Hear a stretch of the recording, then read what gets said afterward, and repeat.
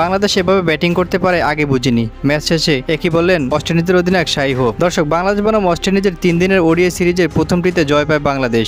দ্বিতীয় ম্যাচে বাংলাদেশ আগে ব্যাট করতে নেমে 213 রান করে জবাবে খেলতে নেমে ম্যাচ ড্র করে ওয়েস্ট ইন্ডিজ। তারপর সুপার ওভারে গড়ায় ম্যাচ, সুপার ওভারে জয় তুলে নেয় ওয়েস্ট ইন্ডিজ। তারপর তৃতীয় ম্যাচে সিরিজ নির্ধারণের লক্ষ্যে নামে বাংলাদেশ বনাম ওয়েস্ট ইন্ডিজ। এদিন টসে জিতে আগে ব্যাটিং করতে নামে বাংলাদেশ। ক্রিজে আসেন দুই ওপেনার সৌম্য সরকার ও সাইফ হাসান। প্রথম থেকে মারবুকি ভঙ্গিতে খেলতে থাকেন এই দুই বাংলাদেশি ওপেনার। তারা রীতিমতো 4 ছক্কার বৃষ্টি বইয়ে দেয় মিরপুরের মাঠে। দুজনে মিলে 176 রানের পার্টনারশিপ করেন। তারপর ব্যক্তিগত 80 রানের মাথায় ছক্কা মারতে গিয়ে আউট হন সাইফ হাসান। তার ইনিংসটি সাজানো ছিল 6টি ছক্কা ও 6টি চারের মাধ্যমে।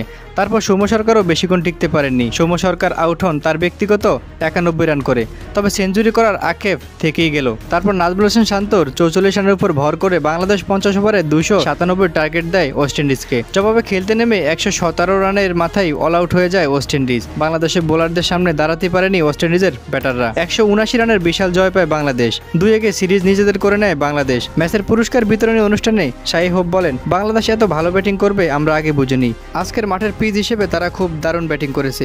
আমি তাদের ব্যাটিংয়ে খুবই মুগ্ধ।